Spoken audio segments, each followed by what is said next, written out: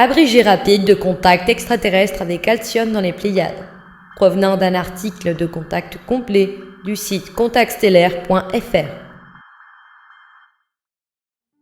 Lloyd Benjamin Zieps, né en 1931, fermier près de Saint-Louis dans le Minnesota aux USA, vit son premier contact un soir d'automne 1958. En voiture près d'un marais pour vérifier des pièges, il remarque une lune anormalement brillante, sans ombre, semblant le suivre. Une lumière intense surgit alors du marais. Une vieille Dodge est arrêtée, ses occupants observant 5 silhouettes immobiles. Quand Lloyd s'arrête pour demander si tout va bien, une voix féminine lui répond télépathiquement. Il repart, mais les silhouettes réapparaissent au bord de la route. Très grands, avec masques faciaux, verres, combinaisons, gants et bottes, les êtres fouillent sa voiture, lui injectent une substance paradisante et l'encerclent. Ils le mènent vers la Dodge, où Norma et Louis Bouvier, 2 humains, se disent prisonniers. Escortés seuls vers la lumière, Lloyd comprend qu'un engin en forme de soucoupe avec une base conique flotte au-dessus des arbres.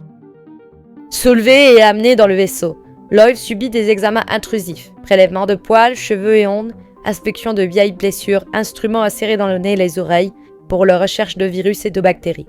Il le place ensuite dans une cage vitrée remplie d'un brouillard étouffant, soudain aspiré.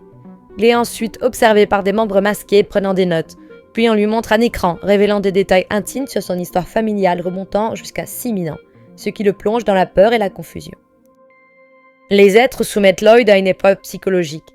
Ils ligotent l'un des leurs, présenté comme criminel, et l'obligent à l'exécuter avec un pistolet terrien sous menace de mort. Acculé, Lloyd tire sur eux, mais les balles sont à blanc. Il s'agissait d'un test destiné à évaluer sa morale. D'autres épreuves suivent, dont un choix imposé entre sa survie et celle de son épouse. Une fois les tests achevés, il le ramène à sa voiture. Terrifié mais vivant, Lloyd rentre chez lui, profondément marqué, et connaîtra ensuite d'autres visites en revenant volontairement au lieu du premier contact sous impulsion télépathique. Lors d'un contact ultérieur, Lloyd monte volontairement dans un disque par une rampe et discute avec un des êtres nommé Michael de religion, pouvoir et responsabilité. On lui propose richesse et influence qu'il refuse, mais il accepte de contribuer à un projet de paix. Considéré comme sélectionné pour diffuser des informations après ses tests, Lloyd reçoit alors des explications visuelles d'une théorie unifiée de la gravité. Force et contre-force, pôle gravitationnel, chute des corps, et un modèle où la gravité comporte à la fois une composante attractive et une composante répulsive. Sans savoir comment, il est chez les Bouvier à l'issue de cette rencontre. Ils échangent sur ses responsabilités à diffuser ses connaissances. Depuis son premier enlèvement, il prélève régulièrement sa semence, parfois mécaniquement, parfois via un acte sans émotion avec une femme de l'équipage. Vers 1974, Lloyd voit une quinzaine d'enfants humains, élevés par de petites mères potes. L'un d'eux, Damon, ressemble à son fils et sait qu'il en est le père génétique. Les visiteurs expliquent que ces enfants, issus du projet appelé Rédemption, sont génétiquement purifiés, implantés dans des mères hautes ou portés en couveuse, puis formés dans des écoles pour être un jour préparés à vivre sur Terre. Zieps reprend des études supérieures de physique pour comprendre les théories transmises par les visiteurs d'Alcyone et formule sa théorie de la chute des corps.